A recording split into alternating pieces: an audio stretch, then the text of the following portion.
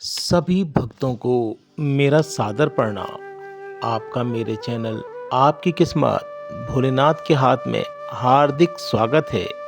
तो भक्तों, आज मैं आपके लिए शिव महापुराण से गणेश जी का विवाह लेकर आया हूँ। तो सभी भक्त इस अध्याय को प्रेम से सुने। देवी पार्वती जी गणेश जी के जीवित होने पर बड़ी ही प्रसन्न हुई। दोनों भुजाओं में भरकर उनका आलिंगन किया, अनेकों प्रकार के वस्त्र आभूषण पहनाए, सबने उनकी पूजा की। देवी ने उनका मुख चूमकर ये वरदान दिया, हे पुत्र, तुम्हारे मस्तिष्क पर सिंदूरी निशान है, अतः सभी तुम्हें सिंदूर से पूजा करेंगे। तुम्हें सभी सिद्धियां प्राप्त होंगी। तुम्हारी पूजा से सभी प्रकार के विघ्न दूर होंगे। शिवजी ने उनके सिर पर हाथ रखा और कहा कि यह मेरा दूसरा पुत्र है।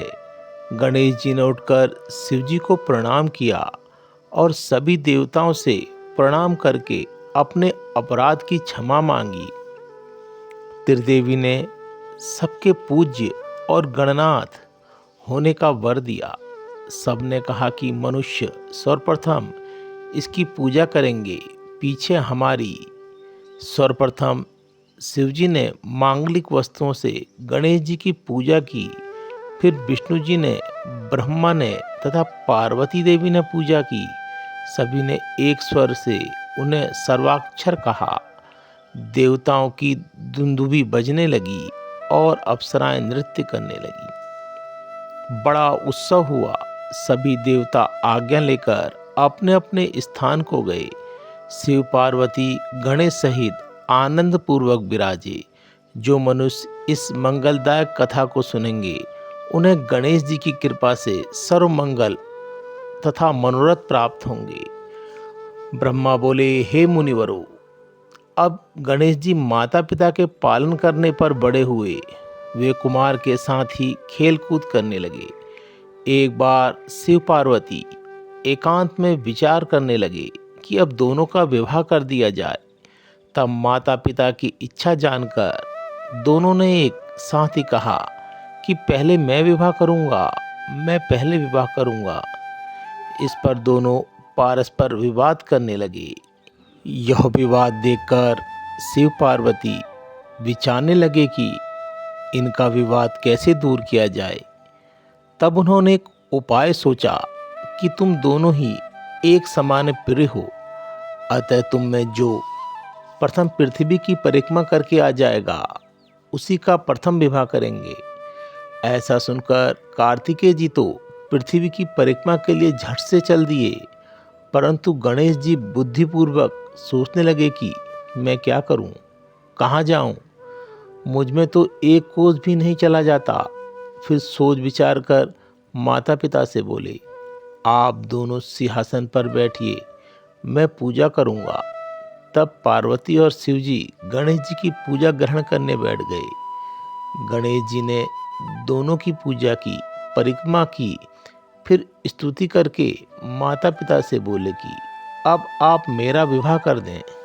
शिवजी ने पूछा, क्या तुम पृथ्वी की परिक्रमा कर आए? जाओ, तुम भी शीघ्र परिक्रमा करके आओ। गणेश जी हाथ जोड़कर बोले, जब मैंने आपकी 7 बार परिक्रमा कर ली, तब आप कैसे कह सकते हैं कि परिक्रमा करके आओ? क्या इसमें पृथ्वी की परिक्रमा नहीं हुई? क्या यह वेद शास्त्र असत्य हो गए? अतः आपको शीघ्र ही मेरा विवाह कर देना चाहिए। पुत्र की यह बुद्धिमानी की बात सुनकर माता पिता चुप हो गए।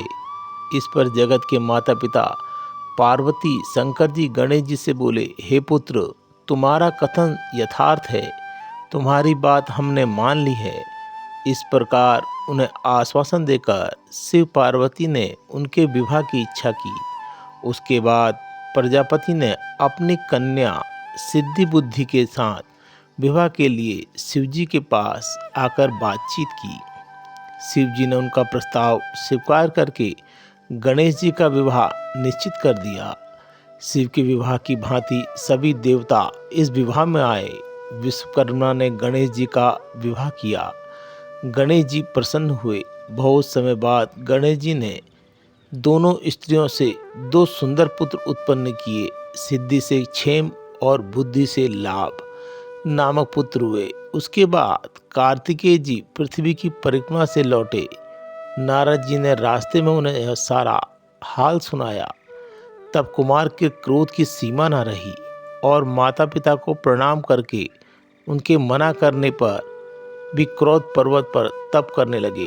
कुमार के विरह में पार्वती जी को भारी दुख हुआ। तो भक्तों, यहाँ पर यह गणेश विवाह का अध्याय समाप्त होता है। अगर यह अध्याय आपको अच्छा लगा तो कमेंट्स बॉक्स में हर हर महादेव लिखना ना भूलें। अगर इस अध्याय को बोलते समय मुझसे बोलने में कोई त्रुटि हुई हो तो उसके लिए मैं आपसे क्षमा मांगता हूँ और भगवान भोलेनाथ से प्रार्थना करता हूँ कि अपने हर भक्त की झोली खुशियों से भर देना। हर हर महादेव, हर हर महादेव।